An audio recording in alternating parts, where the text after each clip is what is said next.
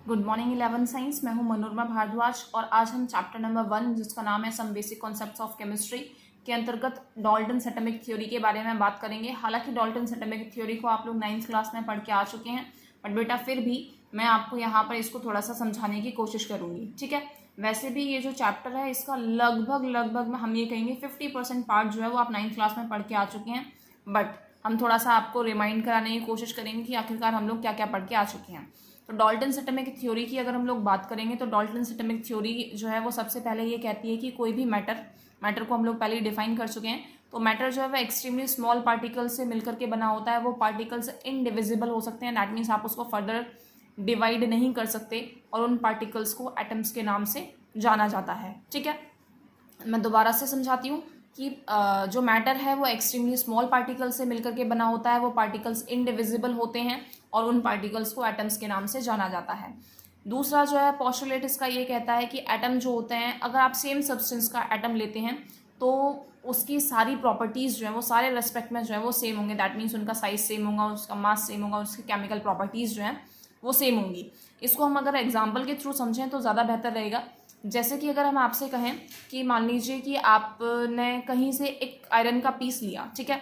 Iron का piece आप दो या तीन अलग अलग जगह से आयरन का पीस ले रहे हैं, तो आयरन का एटॉमिक नंबर जो है वो सेम रहने वाला है, उसका एटॉमिक साइज जो है वो सेम रहने वाला है, उसमें नंबर ऑफ इलेक्ट्रॉन्स जो हैं वो सेम रहने वाले हैं, आयरन की केमिकल प्रॉपर्टीज़ जो हैं वो सेम रहने वाली हैं। तो यहाँ पर इस चीज़ को कहा जा रहा है कि अगर आप सेम सब्सटेंस का एटम लेते हैं तो फिर वो जो अलग अलग एटम है, मान लीजिए कि आपने सब्सटेंस कोई है, आपने उसको दो अलग अलग जगह से लिया है, एक एटम इसमें से लिया है, एक एटम इसमें से लिया है, तो ये दोनों एटम्स हर रिस्पेक्ट में एक दूसरे से जो है वो बिल्कुल मैच करेंगे, उसकी जो है सारी प्रॉपर्टीज़ जो है वो सेम होंगी, ठीक है। नेक्स्ट इसका जो पोस्टुलेट है वो ये कहता है कि अगर आप दो डिफरेंट सब्सटेंस लेते हैं, मान लीजिए कि आपने एक सब्सटेंस ए लिया, एक सब्सटेंस बी लिया, इसका एक एटम उठाया और इसका भी एक एटम उठाया, तो दो डिफरेंट सब्सटेंसेस के अगर आप एटम्स लेते हैं तो इनकी प्रॉपर्टीज़ हर तरीके से बिल्कुल ही डिफरेंट होंगी। ये दोनों कभी भी सेम प्रॉपर्टीज, कोई सी भी प्रॉपर्टी जो है वो सेम शो नहीं कर सकते हैं, ठीक है। अब हम लोग यहाँ पर बात करेंगे नेक्स्ट पोस्टुलेट की। तो नेक्स्ट पोस्टुलेट ये कहता है कि एटम्स जो भी डिफरेंट एलिमेंट्स हैं उसके एटम्स कंबाइन करते हैं एक दूसरे के साथ में और फिक्स्ड रेशियो में कंबाइन करते हैं और कंपाउंड जो है वो बनाते हैं। तो मेरे ख्याल से इसमें किसी को कोई दिक्कत नहीं होना चाहिए। ये जो पोस्टुलेट है उस पर बेस्ड एक लॉ भी है। वो लॉ कौन सा है वो आप मुझे कमेंट बॉक्स में कमेंट करके ज़रूर बताएं। नेक्स्ट जो पोस्टुलेट है वो पोस्टुलेट ये कहता है कि एटम को ना तो बनाया जा सकता है, ना ही इसको डिस्ट्रॉय किया जा सकता है किसी भी फिजिकल या केमिकल रिएक्शन के दौरान। तो आई थिंक इसमें भी किसी को कोई दिक्कत नहीं होनी चाहिए, ठीक है। लेकिन अगर मैं यहाँ पर इन पोस्टुलेट्स की बात करूँ तो ये बहुत ज़्यादा दिक्कत का विषय है, क्योंकि बेशक डाल्टन ने ये जो भी चीज़ें बताई उस वक्त ये सही थी, लेकिन जैसे जैसे समय बीता वैसे वैसे हमने पाया कि डाल्टन ने जो भी पोस्टुलेट्स दिए थे उन पोस्टुलेट्स में कहीं ना कहीं कुछ कमी थी। उन कमियों को दूर करने के लिए एक नई थ्योरी दी गई, उस थ्योरी का नाम था मॉडर्न एटॉमिक थ्योरी। तो आप इसको मॉडर्न एटॉमिक थ्योरी को आप ऐसे भी कह सकते हैं कि ये लिमिटेशंस हैं डाल्टन्स की एटॉमिक थ्योरी की, क्योंकि डाल्टन ने कहा कि एटम, ये चीज़ सही है कि भाई मैटर जो है वो एक्सट्रीमली स्मॉल पार्टिकल से मिलकर के बना होता है, लेकिन ये चीज़ बिल्कुल सही नहीं है कि वो जो पार्टिकल्स हैं वो इंडिविजिबल है। दैट मीन्स एटम जो है वो इंडिविजिबल नहीं है। क्यों? क्योंकि एटम के अंदर सब एटमिक पार्टिकल्स होते हैं, और सब एटमिक पार्टिकल्स मतलब हम लोग बात कर रहे हैं इलेक्ट्रॉन की, न्यूट्रॉन की और प्रोटॉन की।